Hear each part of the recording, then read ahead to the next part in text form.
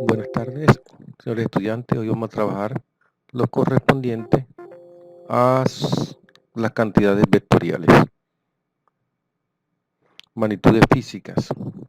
Este es un tema importante en la física, puesto la base de toda una estructura más adelante en el estudio de algunas magnitudes escalares tienen su origen en el álgebra vectorial, pero sobre todo en lo que es la suma y la resta inicialmente.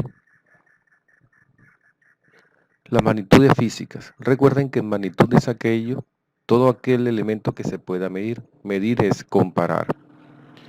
Dentro de las magnitudes físicas, como ya lo habíamos dicho, existen magnitudes escalares y magnitudes vectoriales. Algunos ejemplos de las magnitudes escalares tendríamos la masa, el tiempo, la temperatura, la longitud, el recorrido. ¿Por qué estas magnitudes se llaman escalares? Pues solamente y quedan totalmente definidas con el número y la unidad de medida.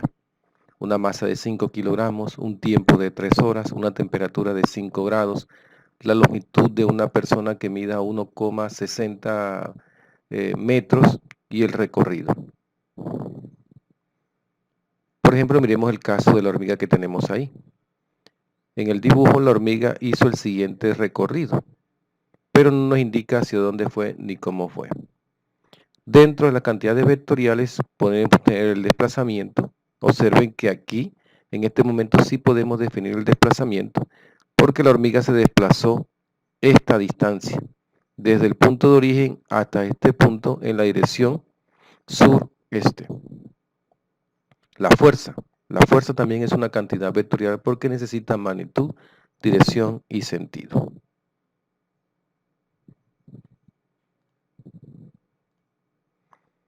Vectores. Los vectores se representan mediante segmento dirigido. Esto es un segmento dirigido. Y ese vector se representa con una letra mayúscula sobre todo y encima una flecha indicando que es una cantidad de tipo vectorial.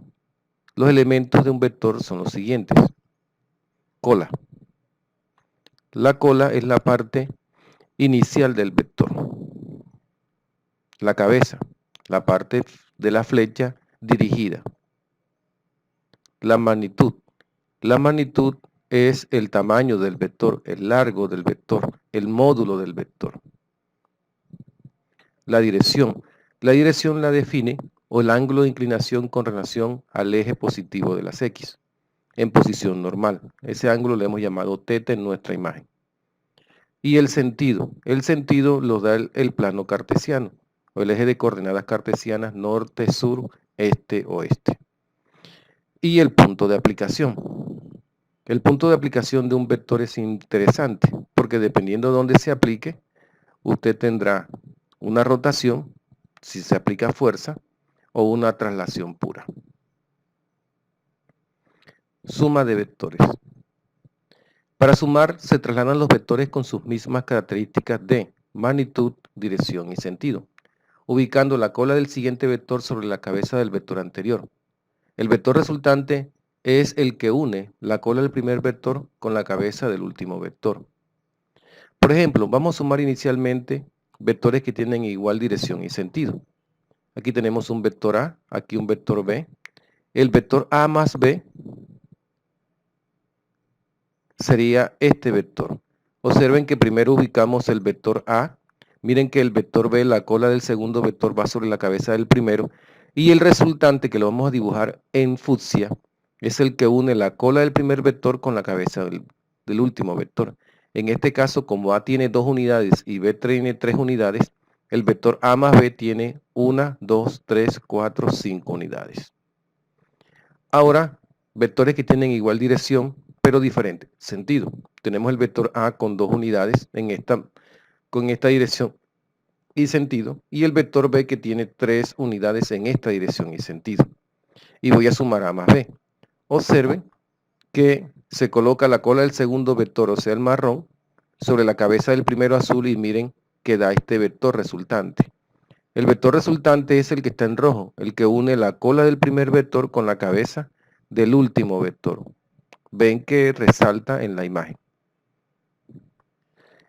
¿Qué pasaría si los vectores, a diferencia de los dos anteriores, que son colineales, o sea que comparten la misma dirección, la misma línea de acción, tenemos vectores que forman entre sí ángulos de 90 grados? Entonces tenemos el vector A que mide 3 unidades y el vector el vector A mide 2 unidades y el vector B mide 3 unidades. Observen que no son colineales, sino que son perpendiculares entre sí. Se mantiene la norma que para sumar vectores se coloca la cola del segundo vector, aquí está el amarillo B, sobre la cabeza del primero, que es el A. El vector resultante es el que une la cola del primer vector con la cabeza del último, aquí está en rojo. Este es el vector resultante.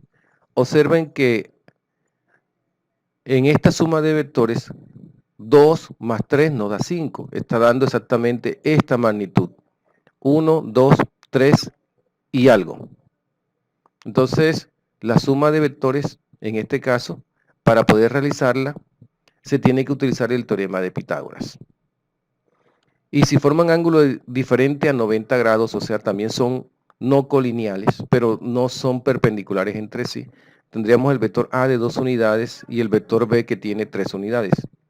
Se mantiene la norma que la cola del segundo vector, que es el amarillo, se ubica sobre la cabeza del primero.